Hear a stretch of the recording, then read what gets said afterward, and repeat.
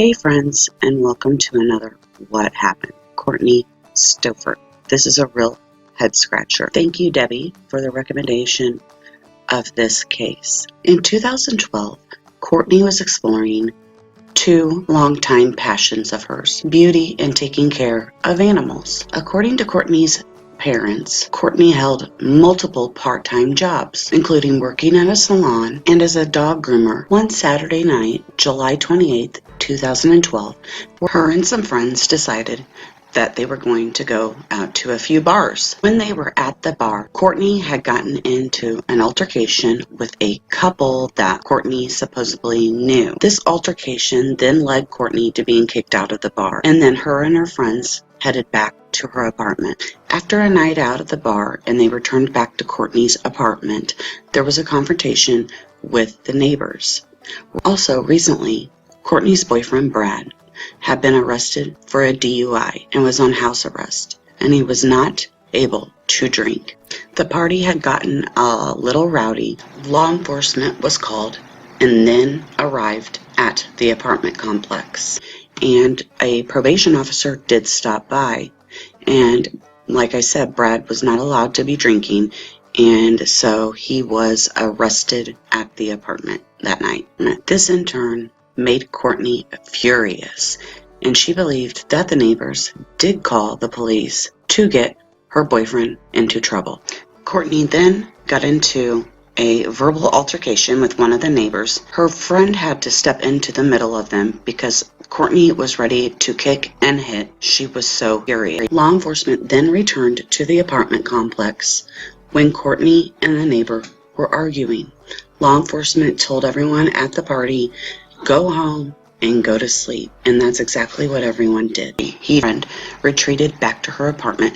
Kourtne was still visibly very upset and started stomping on the floor and yelling and was just really pissed. Her friend stated he tried to calm her down, but at that point she was so irate there was no calming her down. And then law enforcement returns for a third time due to Kourtne stomping and yelling, but when the officers arrived at the apartment, it was literally dead silent. The officers assumed that everyone went to sleep, and that was staying with Kourtne that night at her apartment later told Kourtne's family that he woke up around 7:15 a.m.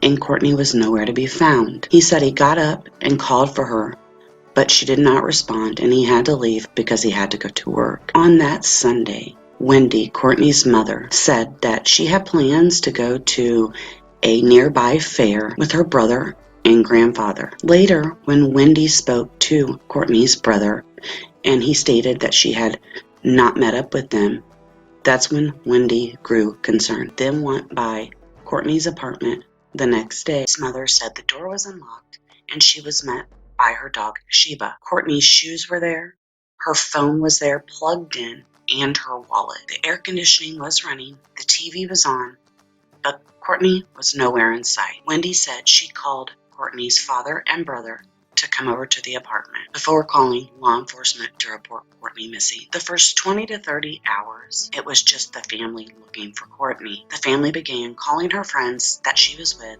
the following night. No one could find her. There was no contact at all from Kourtne after the early morning on Sunday. Sergeant Delapo was assigned Kourtne's case 2 days after Kourtne had went missing. He said law enforcement began immediately conducting interviews with the people who last saw Kourtne, but unfortunately nothing brought them closer to finding Kourtne. After 3 years of investigating and no leads in Kourtne's disappearance, her family's attorney connected them with a private investigator, Leah Jennings. The family was looking for someone to do interviews that was not law enforcement. Sometimes people will talk to a private investigator instead of law enforcement because they know that a private investigator does not have the ranks to arrest them. Investigator Jennings said when she interviewed her friends that Kourtne was with the night that she disappeared, nothing led her to finding Kourtne. When someone has been missing for almost 7 years, it is usually a safe assumption foul play was involved. Law enforcement, however,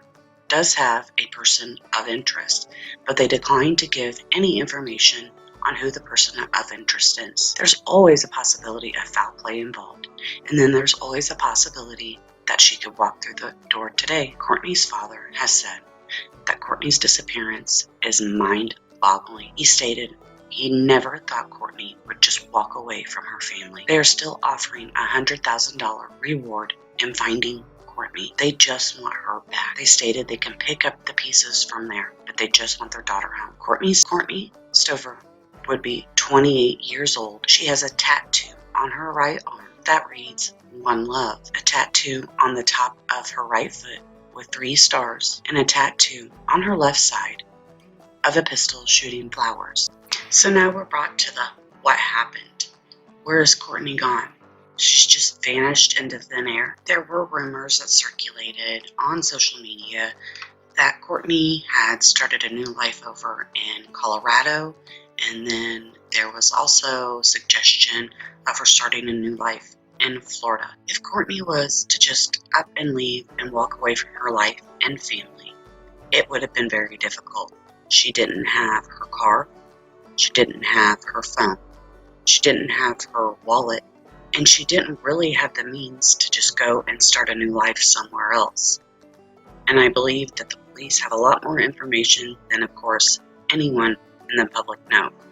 The case has stayed very tight-lipped, and probably for good reason. The next theory is that Kourtne was possibly taken or killed by drug dealers.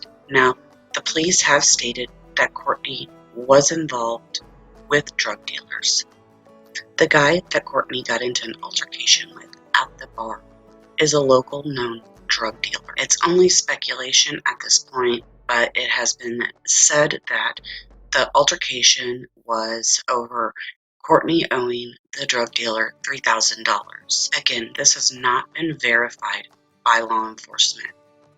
They are staying very tight-lipped on the case. These were just speculations that surrounded the case, and I just wanted to mention it because it is a theory some people believe. Last, there's another theory that Amanda, someone that is friends with Kourtne, had stated that since her boyfriend was arrested that night, that 2 people could have possibly taken advantage of the fact that her boyfriend wasn't at the apartment, and they broke in to steal drugs and money, and then the rest, well, is history into why Kourtne vanished. Something to me that seems odd about this case is Kourtne wasn't home alone that night. She had a friend staying the night, but this friend said he never heard anything or saw anything.